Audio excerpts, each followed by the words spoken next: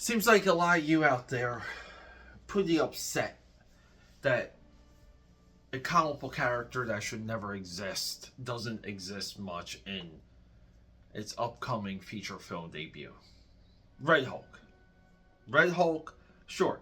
Let Marvel Comics do a Red Hulk, but you kill that character. You get rid of that character quick. Red Hulk never caught on. It was never popular.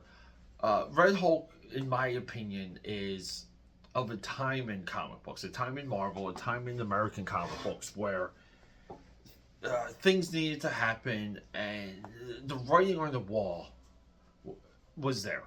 Meaning, we're lacking creativity, we're lacking taking chances, where our editorial mandates are slipping, and our pool of artists are just leaving the industry in droves, leaving a dedicated few. And one of those dedicated few is Ed McGuinness, who is now like a seminal seminal Marvel artist. But he back in the day, he did a run of the Incredible Hulk with Joe Casey, where they fight the circus characters, the ringmaster. I forget the name. I forget the name of those characters, but really good stuff. But his style changed, and even his Hulk, his Red Hulk issues are like almost like the end of this like hyper anime style he had, like super chunky, bold lines, really crazy, wild stuff. Always appealing. He even drew Superman and Majestic for Wildstorm. Just incredible stuff. So, Incredible Hulk, Incredible Hulk isn't good enough of a character. They have to do Red Hulk, and somehow they convince people that Red Hulk is popular. So he just continues so much so that the Marvel Cinematic Universe thought it was a good idea to put Red Hulk in the movie. Marketing wise, poster, trailer, let's do it. Like, we're going to go all in on Red Hulk. We have Harrison Ford.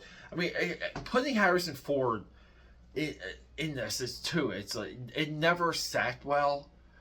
To me, Harrison Ford is such a tarnished. You made a joke of him in 2 Indiana Jones movies. You killed him. You killed him in Force Awakens. And I say him because he's synonymous with a lot of his characters.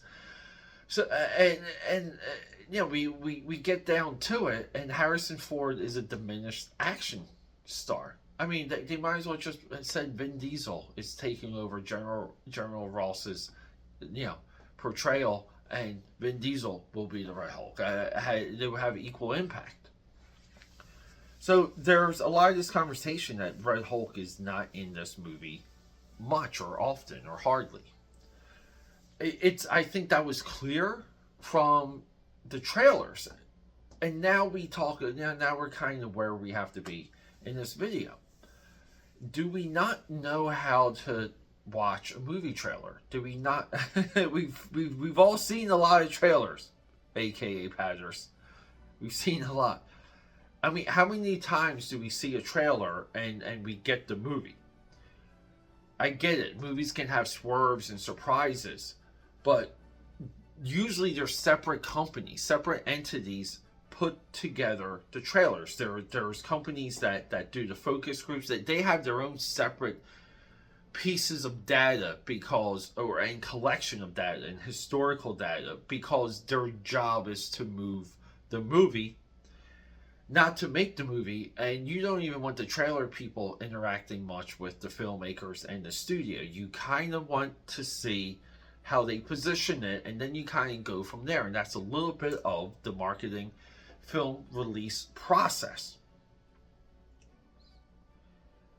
If there was more of the Hulk in this movie, you would assume that the trailer company, we're using a little bit of a broad term there, we would assume that that crew, those people, would have a lot of different cool shots of the Hulk to utilize. So we would easily be able to see that the Hulk is in different environments, different situations, even different lighting, that the Hulk was involved in this movie. But we don't. All the shots we get of the Hulk is really, they look like it's in DC. It looks like it's at the White House. He transforms at the podium, and somehow they have that showdown with the lilies, with the tiger lilies, right? Like the those pink flowers that are all over Washington. I forget, not tiger lilies. The June blossoms, Jen blossoms. Ah, you guys know they're pink. The pink leaves. Okay. Even the Nationals has uniforms that depict that. And yeah, we're getting a lot of people now that are using this as a weapon against the movie. But in my view, it's a character that shouldn't exist, that does exist. This is one of the few times where I say, if the character comes and goes within the movie, we're all better off. And if the character is used as truly as a Hulk character should be used, which is unstoppable, then let that be, and then we can all move on. Potentially, you want to roll in a little bit of wrestling psychology to where if Sam Wilson's fight against, or Captain America's fight in this movie against Red Hulk, if it's there and believable, and it has a couple like cool and wow moments to where we believe that he has fought a Hulk, not the Hulk, but a Hulk. It's better for him, for Sam Wilson, the portrayal, all of it as Captain America. It can have that psychology on the audience. So like, I welcome that. I welcome to see what they do with this, with this whole sequence. It does bring up a lot of questions now, with like what's the guts of this movie?